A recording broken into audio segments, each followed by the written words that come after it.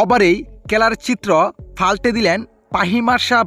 দর্শক, জিততে যাওয়া ম্যাচ ছেড়ে রীতিমতোই শেষ নেদারল্যান্ডস। দর্শক, আজ বিশ্বকাপের উদ্বোধনী ম্যাচে মাঠে নেমেছেন নেদারল্যান্ডস ও পাকিস্তান, যেখানে শুরুতে ব্যাট করতে নেমেছিল নেদারল্যান্ডস। শুরুতে ব্যাট করতে নেমে অবিশ্বাস্যভাবে শুরু করলেও মিডল অর্ডারে একের পর এক উইকেট হারিয়ে শেষ পর্যন্ত 19 ওভার 5 বলে অল আউট হয়ে যান। তার রান করেন মাত্র 147। এমন রানের লক্ষ্যে ব্যাট করতে নেমে দুর্দান্তভাবে শুরু করেন পাকিস্তানের ওপেনাররা।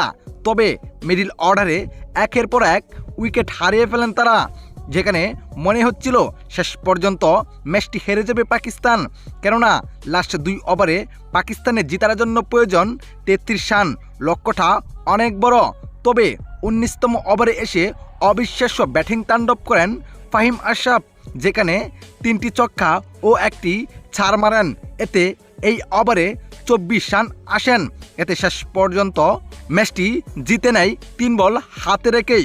দর্শক, একসময় মনে হচ্ছিল ম্যাচটি হেরে যাবে পাকিস্তান, আরেক সময় মনে হচ্ছিল এই নাকি ম্যাচটি জিতে ইতিহাস করে নেবে নেদারল্যান্ডস। তবে শেষ পর্যন্ত পাকিস্তানের এই জয় হলো ফাহিম আশরাফের ব্যাটিং তাণ্ডবে।